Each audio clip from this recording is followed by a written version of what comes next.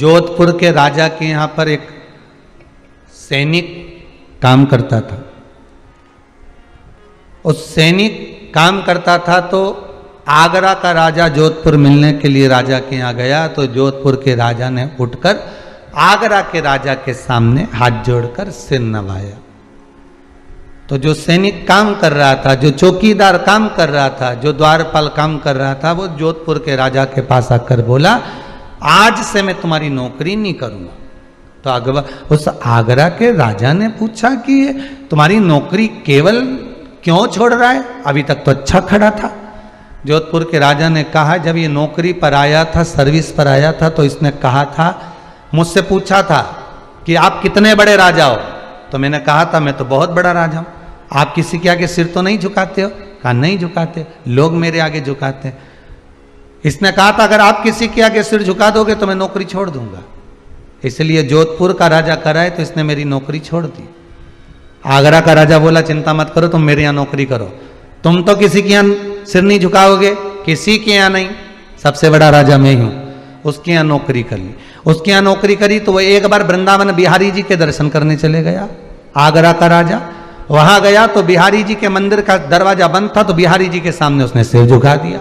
जैसे ही सिर झुकाया तो इसने कह दिया, अब तुम्हारी नौकरी भी छोड़ी। तुमने सिर क्यों झुकाया? अरे आगरा का राजा बोला, ये वो दरबार है जिसके सामने दुनिया सिर झुकाती है, तो फिर हम तुम्हारी नौकरी काहे को करें, हम तो इसी की नहीं करें। अब वो उसकी नौकरी में लग गया। अब मंदिर में नौकरी कौन देता है, कौन तनख्वाह देगा, कौन क्या देगा? तुम तो पत्ता लाए, भोजन करो, 2 रोटी पाओ और पड़े रहो, और तुम्हें जो करना है करते रहो, राम भजो, कृष्ण भजो, शिव भजो। अब मंदिर में लगा दिया बिहारी जी के बाहर दरवाजे पर चौकीदार बनकर बैठ गया, किसी को नहीं आने दे, किसी को नहीं जाने दे।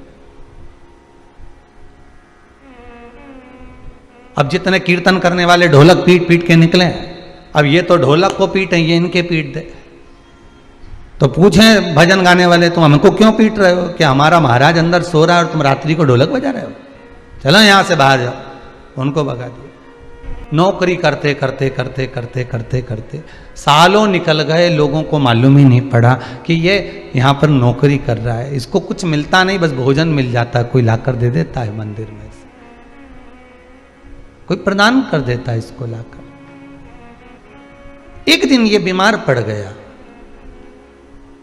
बीमार पड़ गया तो इसको पूरे वृंदावन के जो पंडा थे वो उन्होंने औषधि दी। तो इसने कहा, हम तुम्हारे हाथ की औषधि नहीं लेंगे, हम पहले भी बीमार पड़ते थे तो राजा रानी आके हमको दवाई देते थे,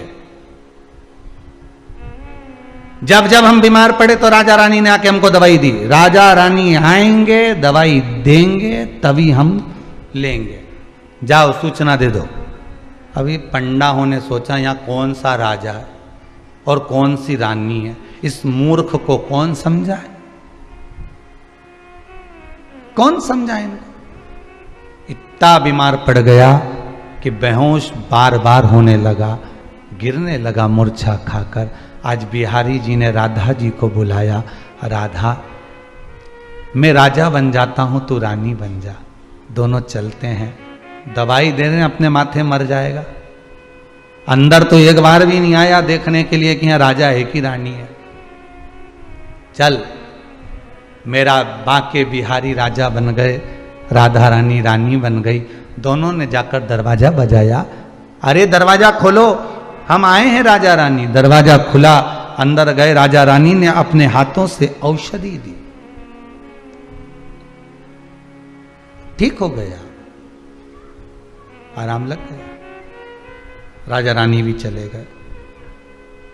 अब एक दिन भजन वालों की टीम जा रही थी, मंडली, उनकी और इसका विवाद हो गया। इसने कहा अंदर राजा रानी है, तुम गाना बजाना बंद करो।